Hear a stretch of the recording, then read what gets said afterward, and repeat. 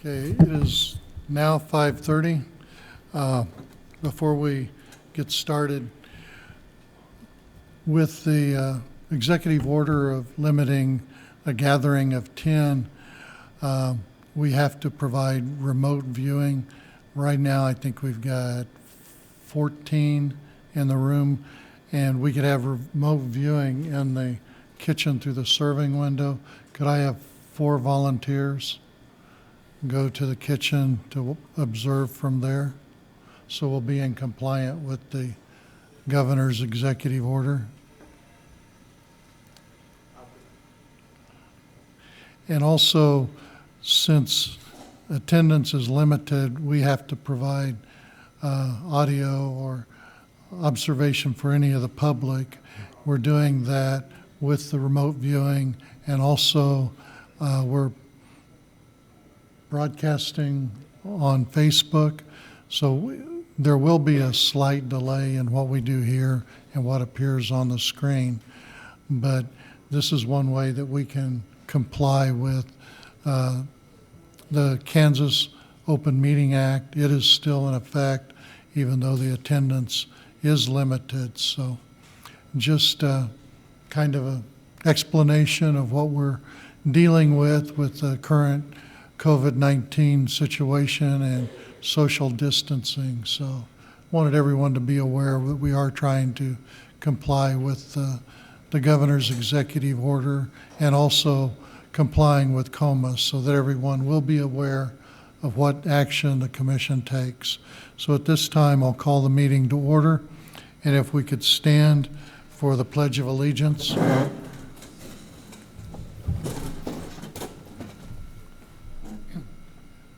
pledge allegiance to the flag of the United States of America and to the republic for which it stands, one nation, under God, indivisible, with liberty and justice for all. And Mayor, they are having a little trouble hearing, so if you could speak up a little bit, or if we could get Brian to turn the audio up, please. Okay. Will, you might need to remind me occasionally, but Okay. the next item is the adoption of the agenda. Have the commissioners reviewed the agenda and got any additions or modifications? I do not. I've reviewed it and I do not. And I would like to remove item B from the consent agenda and put it in items for commission action. And we'll do that before item A. So appointments at this time, we've got one opening on the Planning and Zoning Commission and Board of Appeals. With the situations now, I'd still like to leave that open, and we'll, with the time frame deal. Extend it another 30 days. Yes. Okay. Next item is the consent agenda. So do I have a motion to approve? I move we approve the consent agenda as modified. Do I have a second? Second. All in favor signify by saying aye. Aye. Motion carried. Next item on the agenda is public hearing. A public hearing to consider condemnation of the 312 South 15th residents as dangerous and unsafe. David? I'd like to open the public hearing at this time. Thank you, Mayor. This house was involved in a structure fire, and the family made the determination that they wanted to demo it, and they have done that with a contractor, and it has been successfully demoed and the lot cleared to our satisfaction. Okay. As part of the public hearing, the owner of the property is always allowed to address the commission. At this time is the owner present. And also the public is allowed to address the commission relating this matter in a public hearing. If there are none, I'll close the public hearing and open it for commissioner discussion. Any discussion on behalf of the commission? Not from me. Not for me. Okay, if there's no further discussion, then I'll entertain a motion. I make a motion that The resolution be adopted rescinding condemnation action for the property at 312 South 15th Street and authorize returning insurance proceeds to the owner. I second it. We have a motion and a second. All in favor signify by saying aye. Aye. Aye. Motion carried. Items for commission action. First, item B that was removed from the consent agenda. Consider lease purchase agreement for financing of a new John Deere 6135E tractor and brush hog 2820. I removed this because there was some information that was needed to be clarified that came in our email, and since it was in the packet, I thought we should publicly modify the information. Okay, so the only thing that was modified was the amount of it is actually a semi-annual payment. It'll be due in April and October of each year. But the payment amounts are for $9,648.52 and not the $9,535.20 that was originally on the RCA. Okay, thank you. Is there any discussion regarding the purchase? I have none. I have none. With that, then I will ask for a motion. I move to accept the lease purchase agreement from Commercial Bank for the financing of the John Deere 6135E tractor and Bush Hog 2820 for $90,287.54 as presented, and authorize the mayor to sign all documents related to the agreement. Second. Motion and second. All in favor signify by saying aye. Aye. Motion carried. Item A, consider a recommendation from the Planning Commission regarding a conditional use permit for a daycare in an R1 large lot, single-family dwelling unit at 609 Mulberry. Mayor, the Planning Commission met and had a public hearing and recommended unanimously to approve the conditional use permit as requested. Okay. What is the individual requesting the conditional use present? Would you like to address the commission? Sure. Okay. Would you state your name, please? My name is Aubrey, and I have note cards so I can tell you a little bit. So I've been providing childcare since I was 13 years old. I worked at an after-school program called Kids Crew. I got CPR certified. I had to take an 18-hour class to get my license, and I have my temporary right now, so all I need to get is my city license, and then I just need one more home inspection. How many children will you be I'm licensed to only- care for? I'm going to be doing infant care, so 6 weeks to 24 months. I have one baby right now. And what's the maximum, 3? for one? You can have 3 toddlers and 3 infants, but I don't want to do toddlers. Okay, I'm just going to do infants. yeah, they are a handful. Yeah. Okay, any questions, I have none. Commissioner? I have none. Okay, well, thank you. Thank you. With that, then I'll call for a motion. I make a motion that we move to authorize the mayor to sign the attached resolution to grant a conditional use permit for a daycare at 609 Mulberry Street. Second. Well, we have a motion and a second. All in favor signify by saying aye. Aye. Motion carried. Next item on the agenda, item B, consider a request for a 15-minute parking space near 201 North Penn Avenue. Mayor, I was contacted by Terry Scott, who owns the Independence Pharmacy, and he was concerned about having a parking location for people that are running in to pick up prescriptions, and it's requesting a 15-minute parking spot near this property. Okay. Terry, would you like to address the commission, or?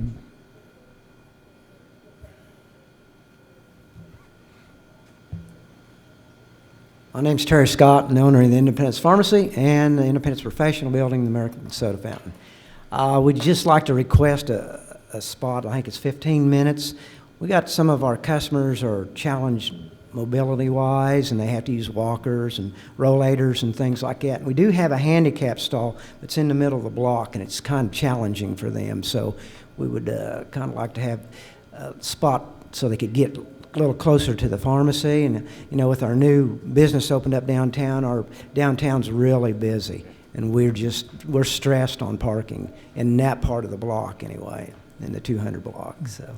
Okay. Do you have any questions for Terry? Commissioner? No. Do you have any questions? No, I talked to Bonnie here a few days ago, and she gave me some information on that. Oh, she So I did? don't. Okay. Okay, if We there's no appreciate further. it.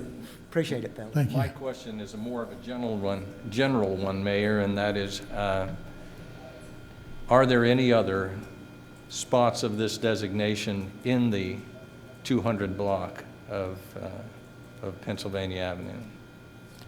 Not in the 200 block of Pennsylvania Avenue, but there is one over by the liquor store at Penn and Main, and it's a 15-minute spot. So it's not, I mean, it's something we have done in the past. In the bank, there's some 30-minute spots around that area. So this is not out of line of something that we have done in the past.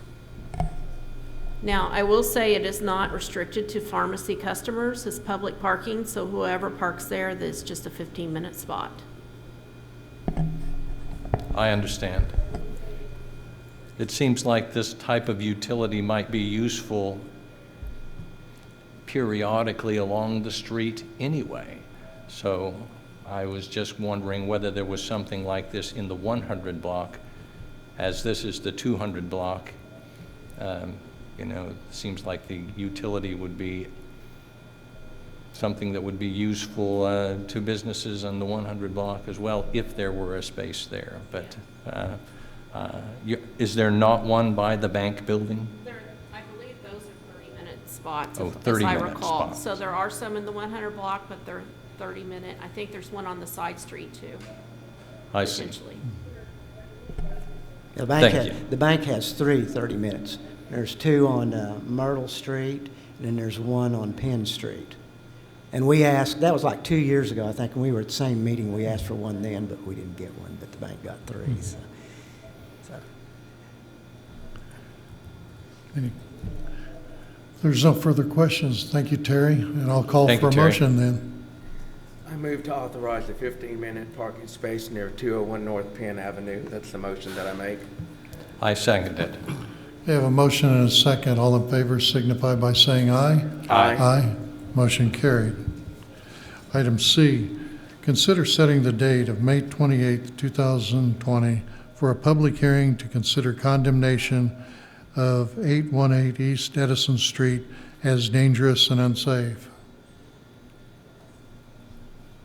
Mayor, this house was involved in a structure fire. It has substantial damage and it is uninhabitable at this point. We have made contact with the owner of the house. This was a rental house. At that time, of course, that was prior to all the world events that have happened now. She was considering going to rehab the house. Based on its value and all, it probably is totaled, but she was going to consider that. She knows that we are going to start the process, and she was hoping by May that she would be able to provide a timeline of repairs and what her intentions were, or if she decided it was too much and would proceed with demolition of the house. So at this time, we would ask to set a public hearing for condemnation of this house.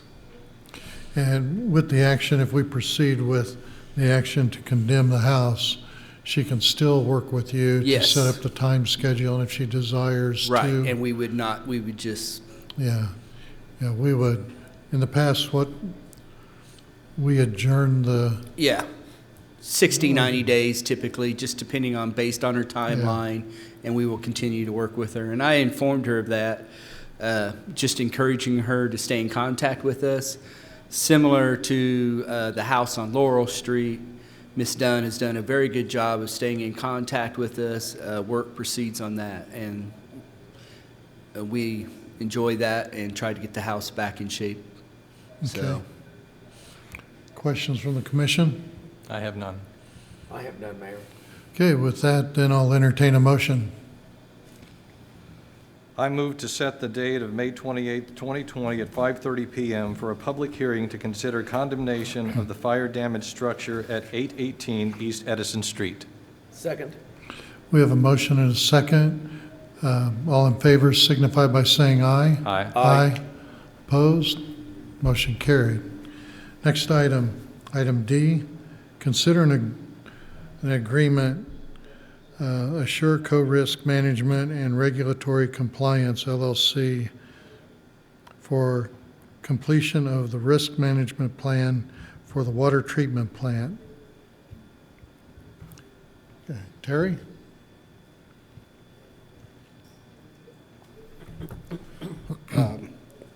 Risk management plan has to be done every 5 years, filed with the EPA, and it's due this year, actually next month.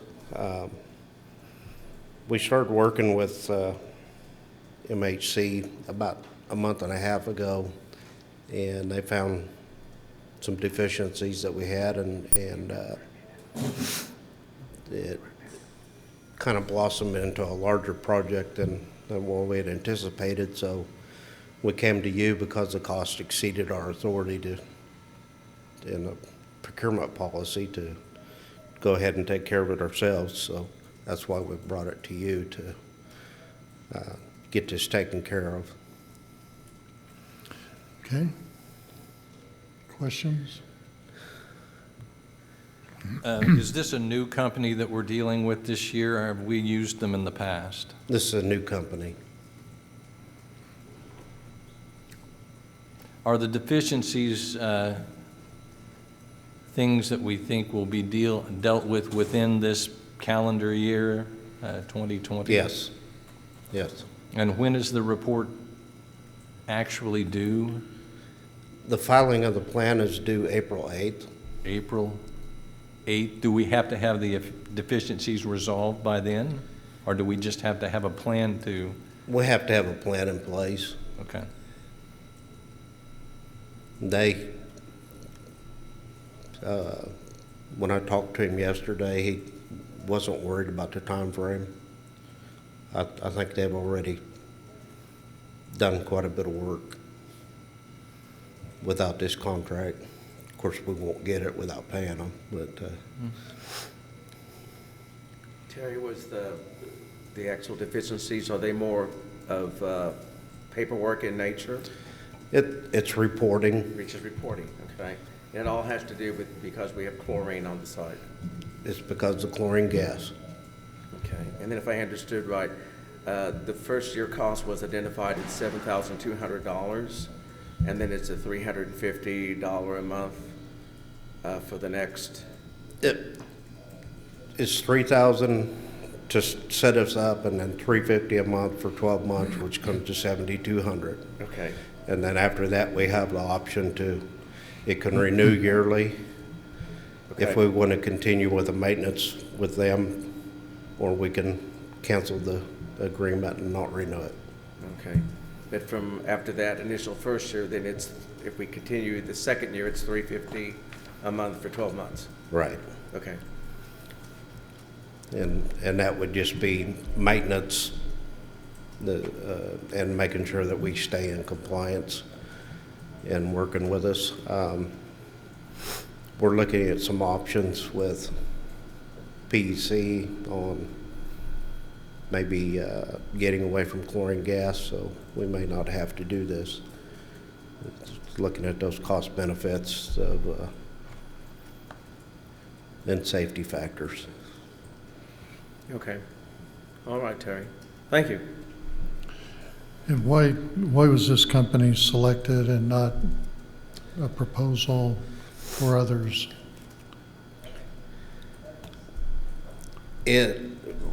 Based on the initial costs to refile, it seemed like a good deal, and we were going to get it done, but then it, like I say, exceeded our authority, so I didn't do quotes or put out an RMP. I didn't anticipate this happening. How did you select them? How did you check their qualifications that you'd be I've pleased looked with at their their work? qualifications. They do RMP programs for water utilities in 37 states in the country. They're the #1 ranked company in RMP compliance in the nation. And they also they guarantee their work. Good, okay. So the $350 a month, are they monitoring the plant there? It seemed like in reading the agreement, their on-site visits are very minimal. Is this something that how do they monitor it during the month if they're not on site or don't make any visits? It's basically just a payment option, the $350 a month. I mean, Okay, we could pay $7,200 up front and just be done with a year's worth. okay, It's just an option they gave. okay, I see. But they actually call and do training with operators and with Ed specifically to make sure that everything is recorded and all the documentation is in place. Okay, yeah, when I read it, it looked like it was a monthly service fee that we were getting something. When they're not making visits, and what's the $350 for? But Yeah, it's just a making- payment option. Breaking down the annual payment to Right. monthly instead of lump sum. Okay.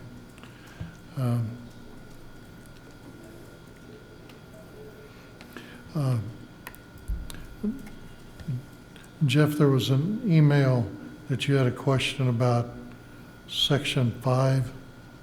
Was that addressed in Yes, there? that was corrected and is in the revised agreement that was sent out. Okay, thank you. I think that was all the questions I had. Commission, any further questions? Not from me. I have none. Okay, thank you, Terry. So with that, I'll call for a motion. I move to approve the agreement with MHC pending city attorney approval.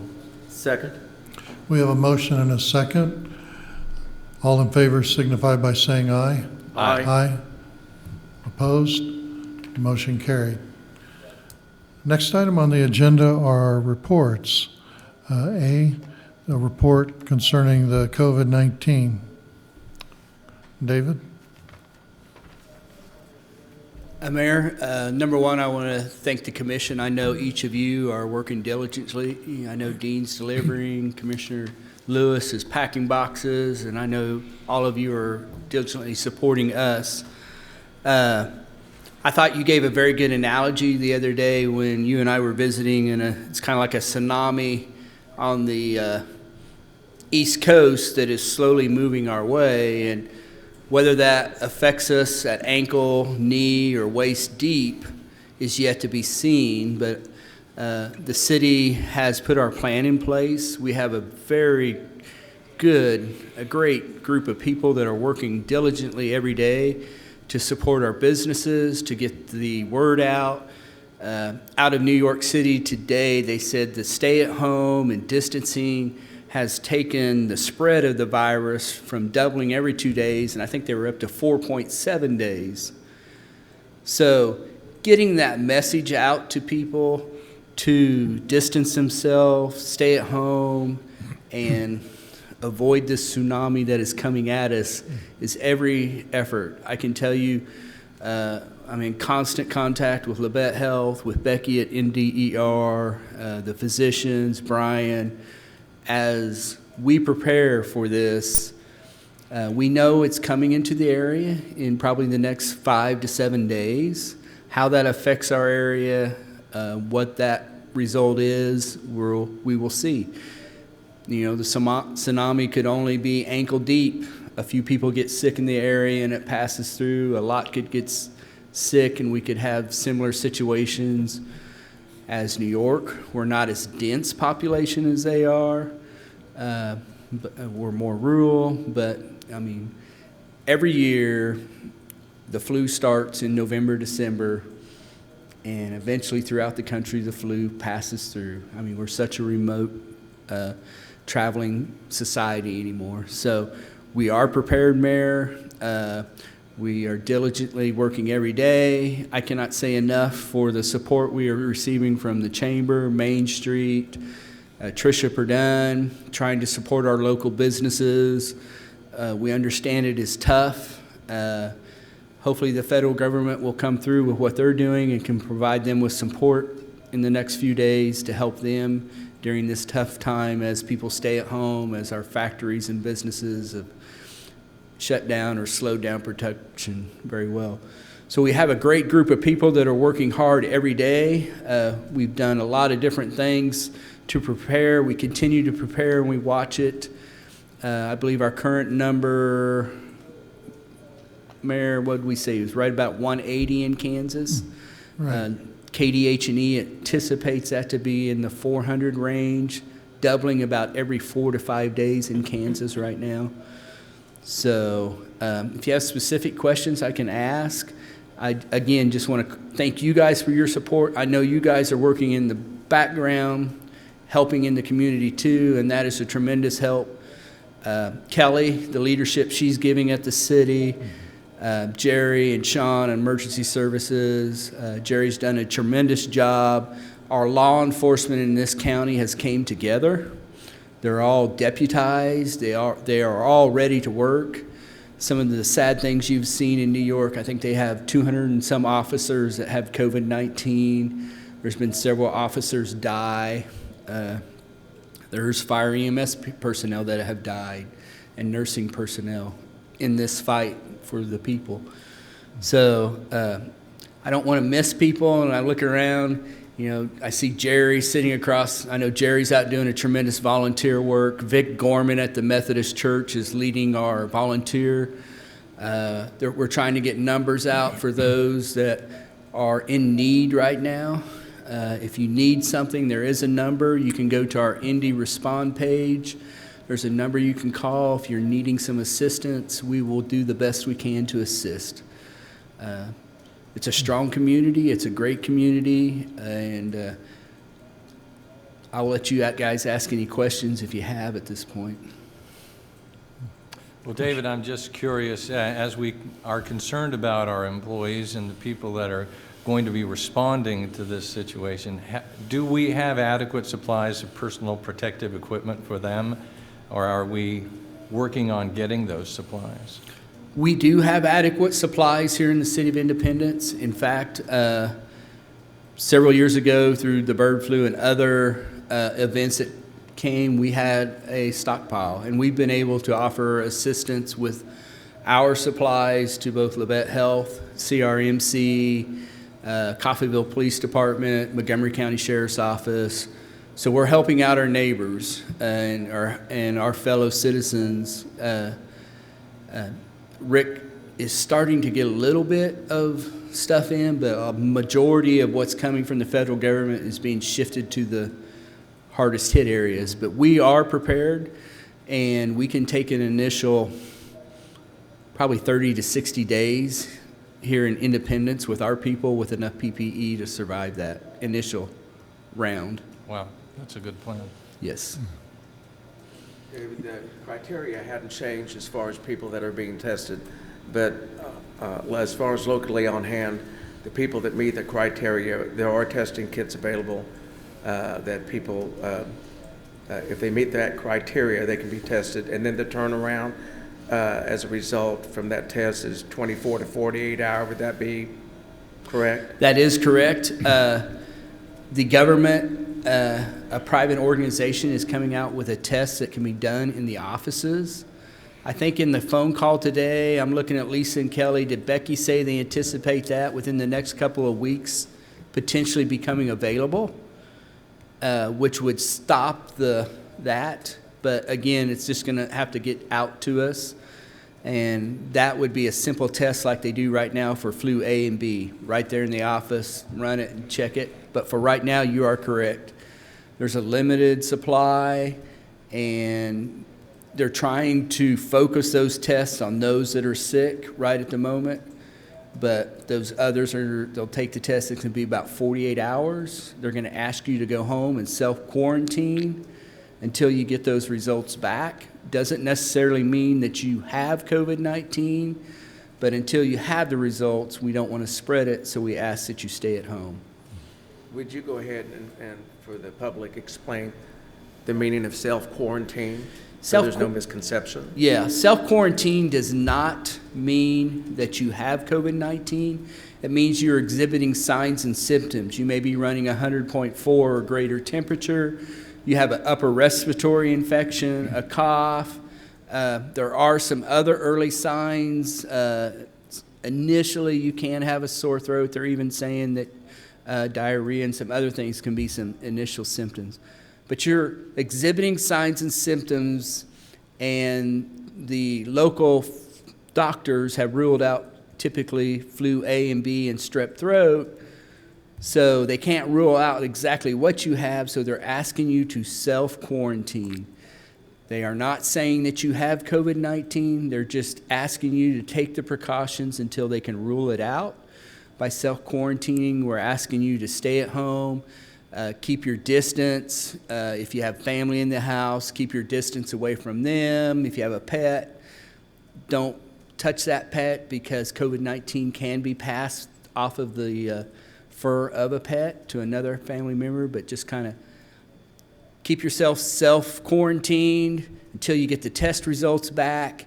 If you are then positive, you go into isolation. And that's a different, and once you're in the isolation, the county health nurse is involved. She's aware of any positive test, and they will then work to make sure that you stay isolated and quarantined until the 14 days are up or you're no longer testing positive for the COVID-19. And as far as the information available as of this afternoon, there has not been a confirmed positive case in Montgomery County? That is correct. There is no positive test. I believe Becky updated us this morning. There are still 20 tests waiting to be returned. So they are doing tests in the county, and I think that's a lot of the misinformation is people go to the doctor, they get tested, and they're told to quarantine, so they're scared and they're thinking they may have it.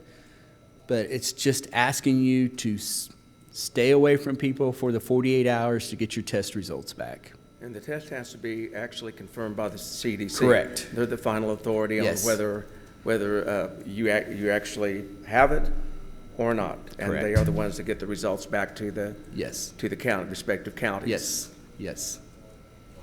So quite a process. Yes. So, other things, and COVID-19 is not going to go away. Dr. Fauci, I believe that's how you pronounce him, with the president, has talking. They're seeing in Asia now where it's winter and it's starting to come there. There's a good chance that we will get this knocked down for the summer, but we will probably see this again in the fall as we deal with the flu season. However, they are working diligently with antiviral drugs and different medications. So the hope is, and I'm sure they will achieve that, is by November, December, when flu season starts again, they have a protocol in place to where if you do get COVID-19, they'll be able to treat you rapidly and help stop it from becoming such a severe infection. And hopefully within a year, we have a vaccine for the COVID-19. So it's going to be an ongoing situation that we deal with for a while. I have one other question. Yes. I know they're doing clinical trials on certain drugs that are already in existence, and they're also looking at blood plasma Yes. of people that have recovered from COVID-19. So as those clinical tests, they're going to be weeks and months down the road, but you'll be sharing that information as Yes. it becomes available to not only the county but the community. Yes. As what may become of those clinical tests. Yes. I mean, information is knowledge. It'll just help take that.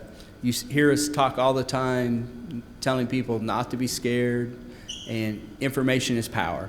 So the more information we can provide you as the commissioners, to our public, that there is a protocol in place, there are drugs that can treat this, and as you all three know, there is a combination that's showing a lot of promise that is helping a lot of different people.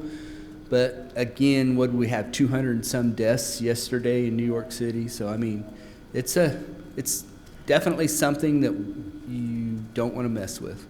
I mean, so. The unique problem that we're under now is it's just not one thing we're working with. We need to prepare for the future. We need to prepare for that wave when it gets here so that we have protection for our employees, that we offer treatment for the public.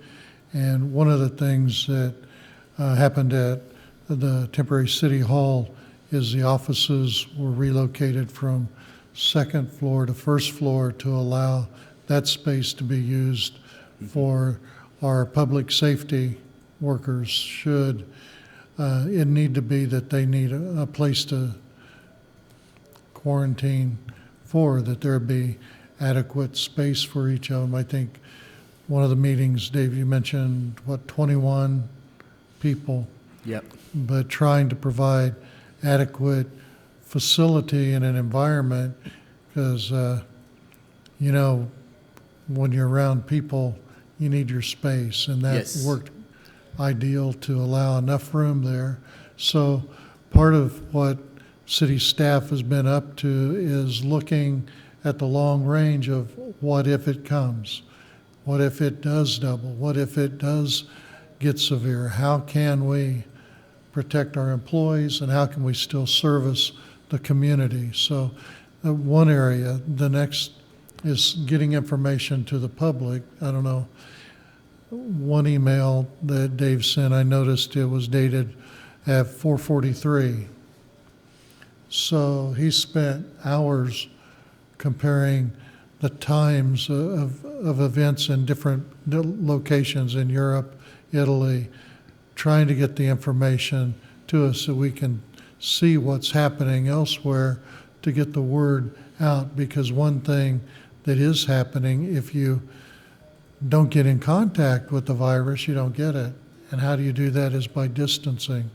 So some of the recommendations the city has posted to the community, to the businesses, is to try and get them to cooperate, get the information to them to be able to put distance and protect themselves, but also the public.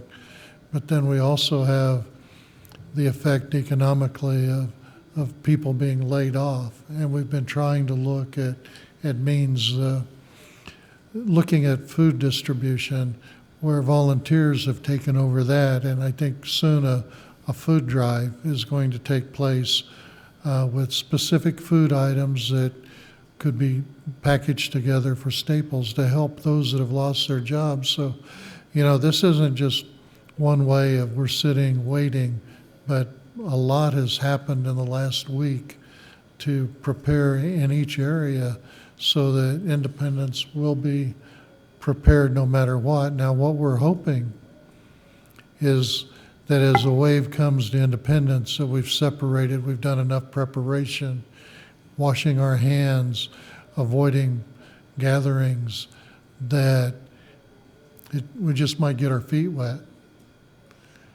But we don't know how deep that wave is going to get, but we're taking the extreme that if we're knocked down, we're still going to be able to operate and provide safety. And we're hoping that we just get our toes in the water, Yes, so to that speak. is- But That is the hope. So, I know the staff has really done all they can do, trying to get the information, trying to get it out. There's been so many people involved. It's seeing the community come together, so. yeah, I can't say enough for the community, the support, the ideas. People will call, text, all of the staff with ideas. Have you thought of this or this person? I mean, and what the community is doing. From, like I said, Lewis, you're putting food in boxes. Dean's helping deliver it to houses. The ideas that just come up. All of you are out there working. The tremendous job that Lisa and Tabitha Lacey and April trying to work with our businesses and coordinate this. I mean, it's just been a tremendous effort, and they are working hard, but they're ready to even work harder when it happens. I mean, Kelly shared an email that one individual had made 500 masks that she was working on to get distributed. I saw on Facebook another individual, I think, was working that had 50 masks. There's people trying to use 3D printers to create. Fab Lab created. With yeah. Fab Labs. So, this is, and people have called up to donate. They had masks or they've had gowns, but it's just It's a really, it's a national effort, and it's our country's standing up, and the City of Independence is standing up, and yeah. it's a good thing to see. Makes you feel proud to be an Independence resident. It is. It's something that is not going to go away quickly. No. And one of the things we've been trying to look at predicting where that's going to be. Yeah. And looking at our budget and looking at expenses, how this is going to affect so we can weather the storm. But appreciate all you're doing. And the other thing, Kelly. this is storm season. We are saturated. So, I mean, we also have to just be cognizant of the other potential hazards that are out there as we deal with this other emergency. So, I mean, it's kind of a double whammy. So, anyway, we appreciate your support, Commission, and all that you're doing. It's a tremendous support, and I know we feel it, and we thank you, each and every one of you. We know you're out there working hard. You're supporting us. We see it, and we appreciate that. And we're sincere about that. We ask the public not to panic and over-purchase it. We use caution. Yes. That we share, and that's what the hope is the food drive would bring in. That, if we all gave 2 items, Yes. some beans, some Yep. cereal, some staples, that we could stock our food pantry and be able to take care of those in need. So, just as we move forward with the food drive, that become involved, share where you can. Yep. So, Appreciate thank you, it. David. Thank you. Thank you, David. Thank you, David. I would like to say too, we're also going to do a drive for diapers and formula for people that need those items as well as the food drive, and that's something that they're putting together. So Okay. I wanted to bring that to your attention as well. Okay. Yeah, And the details of both the food drive and the diaper and formula drive are forthcoming? Yes, You're gonna Joanne is publish those or something? working on some of that. We talked about that at our meeting today. So they are organizing that with that volunteer group, right, Lisa? It'll be out tomorrow. So it'll be out tomorrow. Tomorrow. Thank So- you. Where were you going to put the information on the food drive, Lisa? Sorry. Where were you going to post the information about the food drive? We'll On flash, Facebook? yeah, we'll flash it out. We'll put it on Get Independence. We'll put it on Indy Responds, and all of the local churches have been notified. I just sent them an email, and they'll be sharing it as well. So, Okay, great. and the location for drop-off will be the chamber at 616 North Penn Avenue. And then if you have a collection maybe at the workplace, maybe your employees want to bring some things, instead of bringing them to the chamber, we have a secured location where you don't have to be in contact with anyone, but the hub is going to go around and pick those up at the churches as well. Okay, great. So watch Facebook, Get Independence, Indy The Indy responds. Response. Indy Response, the chamber, and then the churches will get notice too. So thank you. Yes. And also, Mayor, if people would just check on their neighbors, especially their elderly neighbors, and just call them up and say, hey, I'm going to the store, do you need anything? And pick it up and just check on them. That's very helpful as well. Okay, yeah, check on each other. Next item on the agenda is city manager's comments.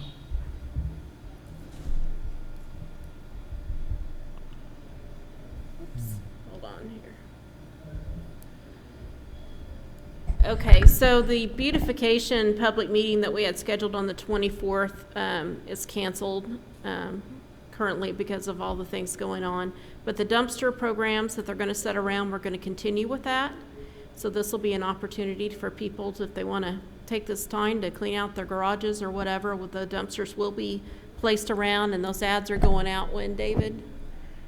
I believe, Lisa, when are we gonna blast on the dumpster program? Next week, probably? No, I think Joanne finished the flyer, and I think it might go out tomorrow. Okay, tomorrow. So information will be coming out shortly on that for those dumpsters. And the neighborhood revitalization plan has been sent to the city attorney. I received the mail receipt, so they do have it at their office. We're just waiting for that to be signed and returned, and that will be in effect. So that's all I have. Great.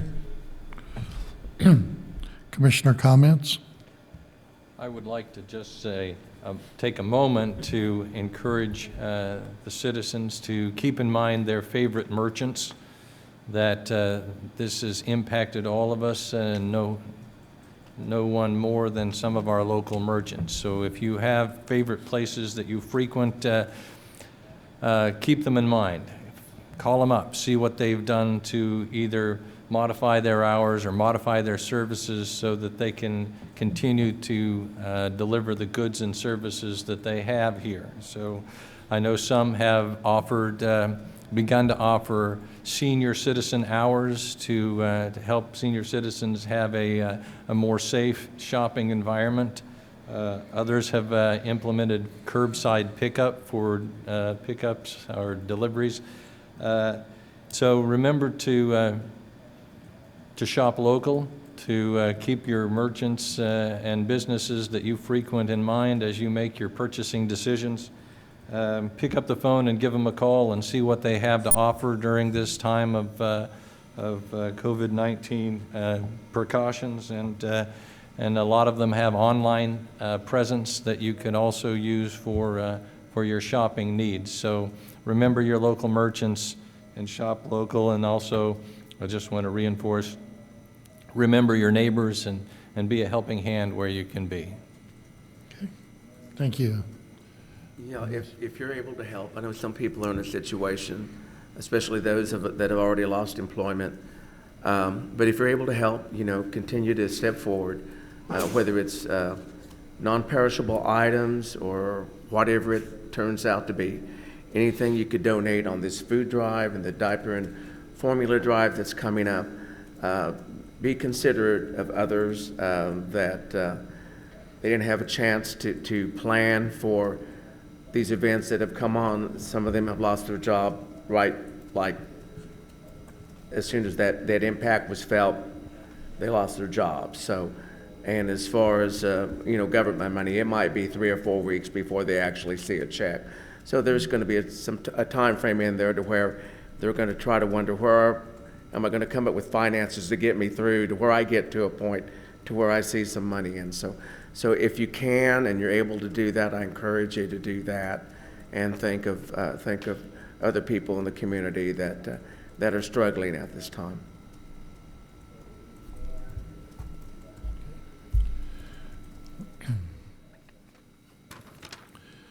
Okay.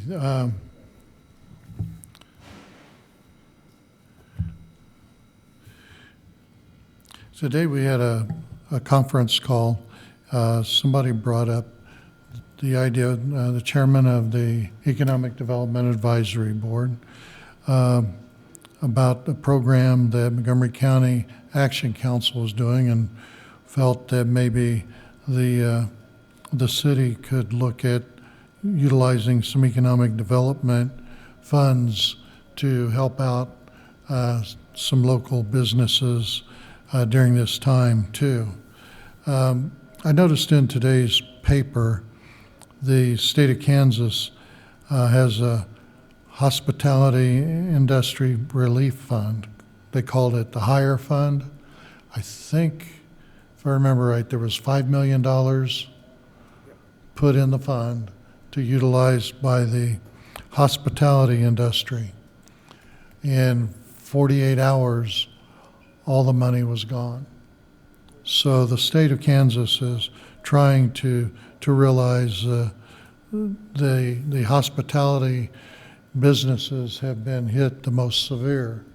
And that was kind of the basis for our discussion. You know, my concern is that the city funds, that we can weather the storm. We don't know how far the storm is, but looking and through the discussion with I think David, Kelly, Lacey, April, Chuck, and I were on the conference call, discussed the options, and looking at the hospitality businesses and independents. And what some of the things we're looking at would be like it would be basically a gap fund to help the businesses bridge some of the tough times with maybe employee wages. One thought was allow the businesses $5,000. Another discussion was maybe look at 3 to 4 weeks of wages, that it would be fluctuating depending upon the size of the business. One thing was discussing limiting it to a certain employment size that would be included in the gift. My feeling was that we need to make sure we don't exclude any of our businesses. It needs to be a program that we can reach as many as possible.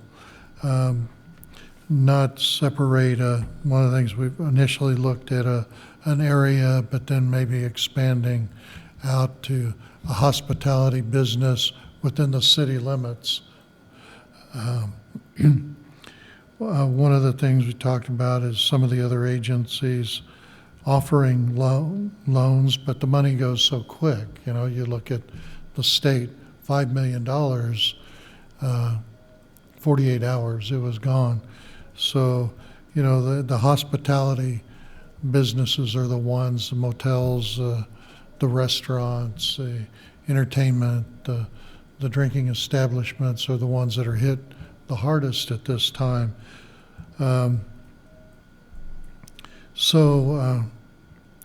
We were looking, and that's why you have a copy of the Treasurer report, and you can see the funds in the Economic Development Fund. It was easier.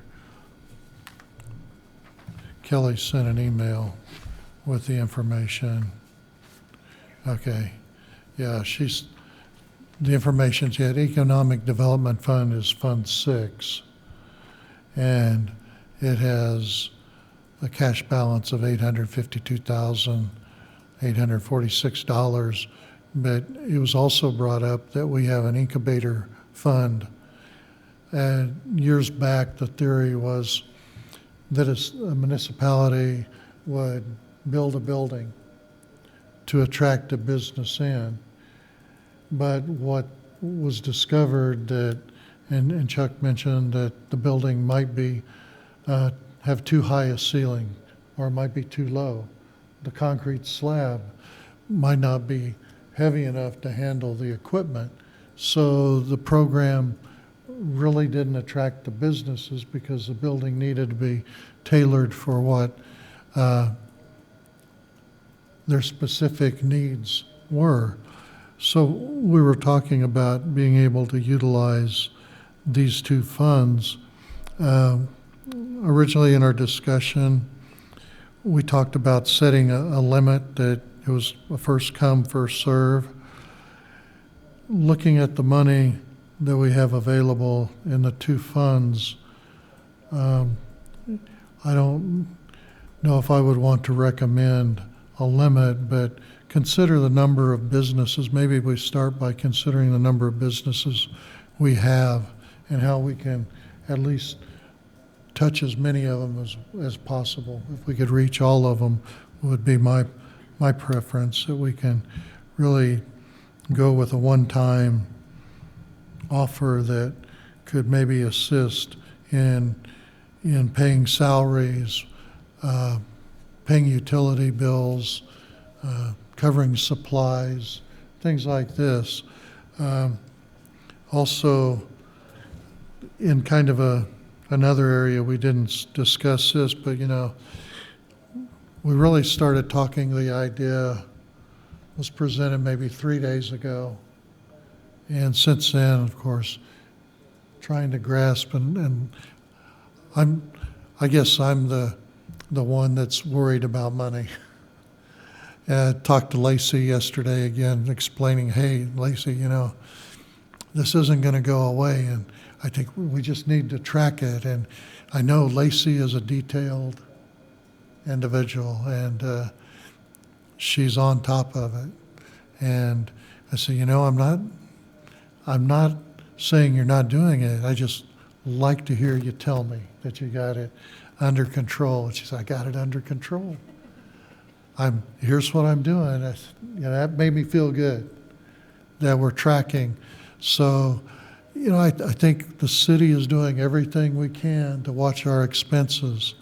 And after talking with during the conference call, I thought, okay, yeah, let's see what we can do with our economic development fund.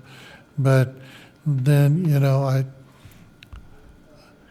say, if we have, is it possible to touch each business in the entertainment, the hospitality business a little, some way, that we don't exclude, that we give everybody a benefit? And okay, maybe with our economic development money and transportation, we're going to do some streets, but maybe we put the streets off a week, that we take the money we're going to do for the streets to put it into stabilizing a business.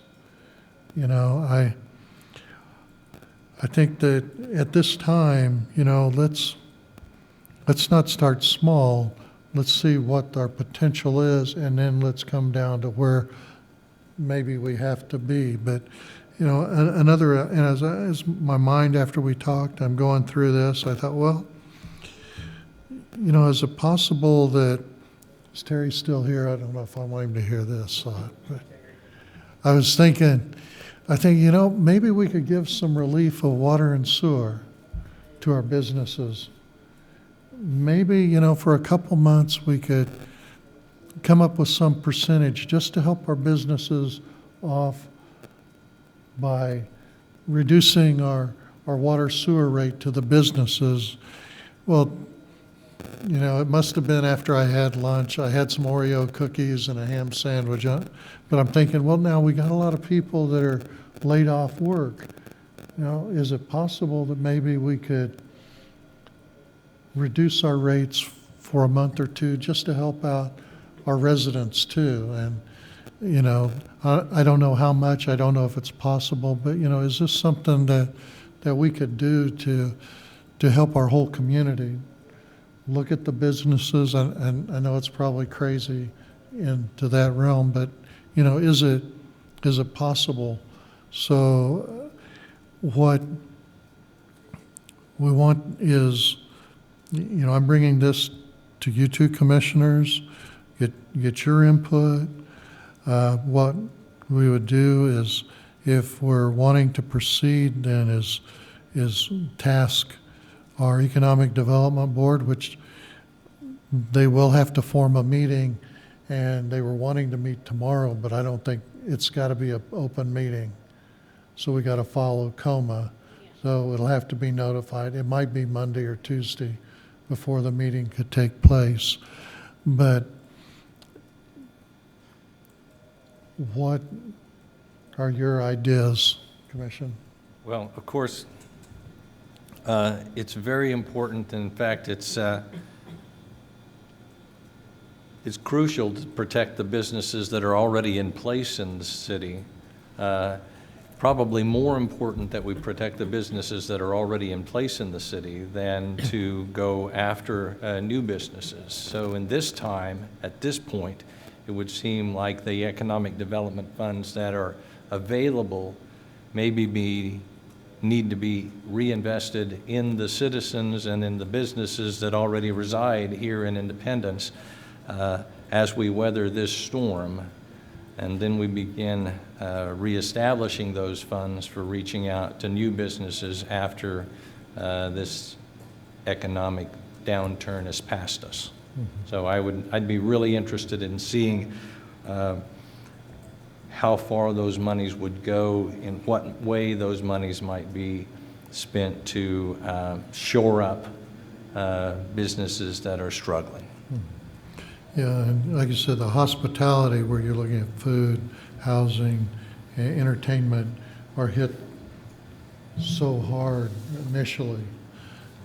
Commissioner Yususi? I think both of you are absolutely on the right track. You're looking at trying to sustain the economic viability of the community. You know, we're trying to keep this ball together from separating at the seams. Once it separates at the seams, how much of this are we going to be able to put back together and seam up and have? So, you know, this may be a 3 or 6 month or a 9 month time span that we have to go through. But I think what we identify and what we establish now will pay benefits in the long run by us being proactive on this and starting to take steps to do this. You're basically trying to save your community and the people and everything that's involved in the community. Because when this is all said and done, and it will pass, the needs of the community as far as infrastructure and all that, that'll come back around, and that'll be something that we'll have to deal with.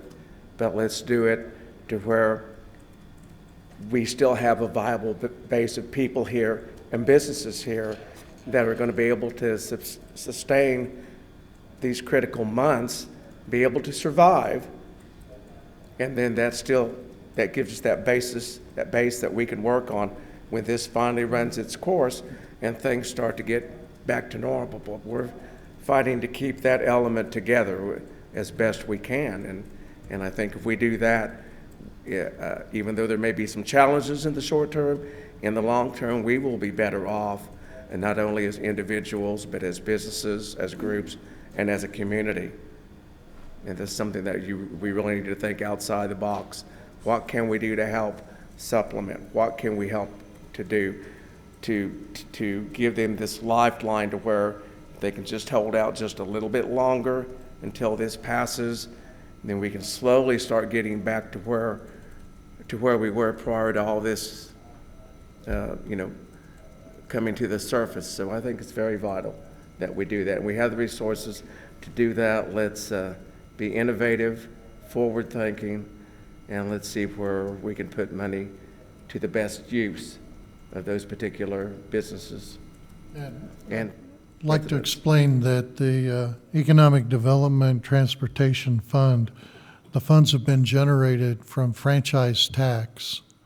It's not taking ad valorem property tax to create the fund. So this is money that's coming from gas, electric, cable, the franchise fees that are charged, they go into this for economic development. And Commissioner Hayes, you brought out a very important point in economic development. You've got to stabilize and save the businesses that you have before you go out after new. You know, it's kind of like you've been fishing and you catch a fish and it's a small one and you don't want to take it home because it's not big enough, and you throw it out waiting for the bigger fish, and pretty soon the day's gone. You never caught the big fish, and your basket's empty because you let what you had slip through your fingers. And kind of a crude analogy, but similar. We can't let our businesses slip through our fingers, and I will admit that the first presented, I was definitely against it. I said, no, we need the economic development money in case we need it to operate the city on.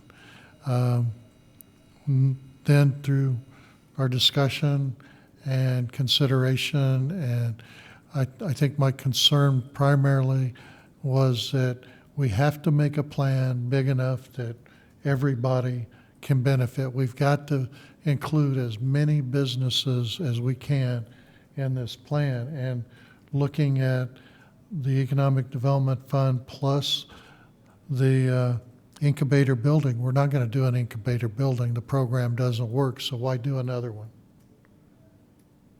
But take the money and put an incubator fund in the businesses that are here. So it gives us revenue that we can help more. And if we set the criteria and open it up, I think we can hit a lot of our, hopefully all of our businesses with some assistance. And then also, if we could look at relief for the businesses on the water sewer rate and even our residents, consider something, bring it back if it's possible. I think it would be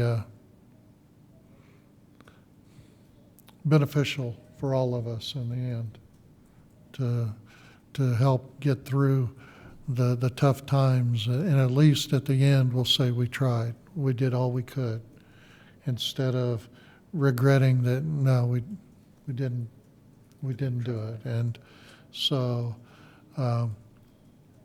if the commission is in agreement, then we can have Kelly get with Chuck and set up a meeting of his board, and they can start putting together ideas and a plan that they could bring back to us.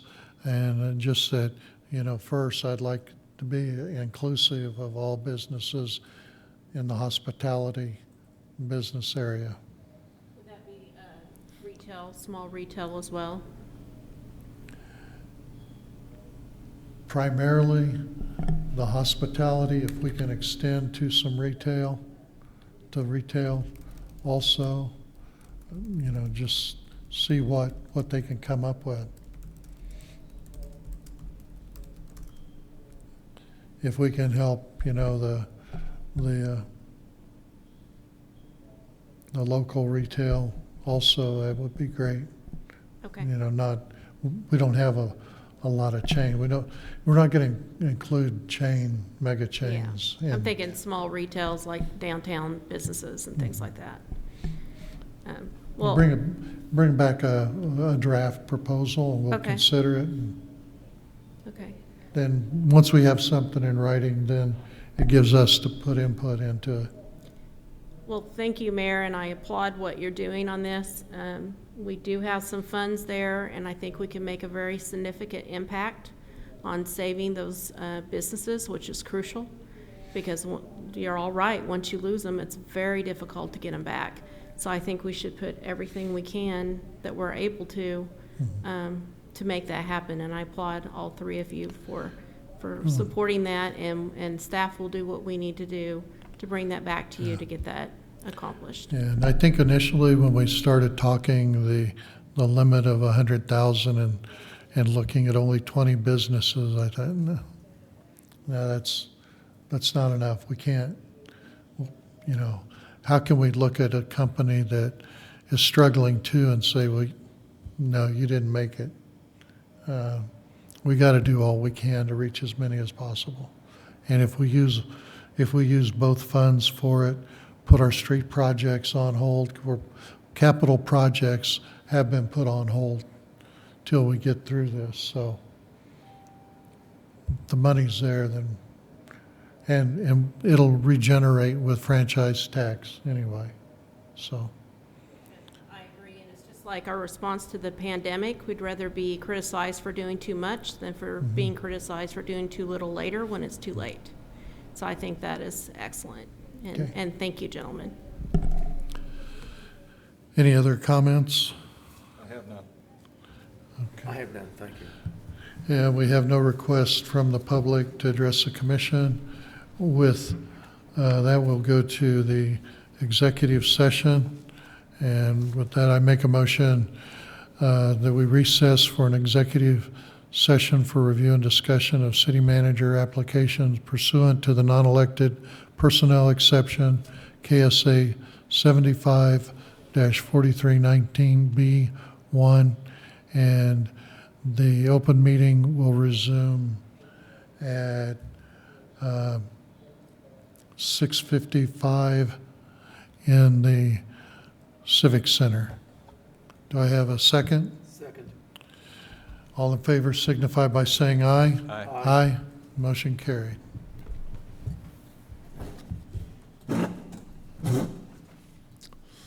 Time. We are back in session. There's no action taken from executive session. So with that, it brings us to adjournment. I make a motion that we adjourn. Second? I have a motion and a second. All in favor signify by saying aye. Aye. Aye. Motion carried. Thank you.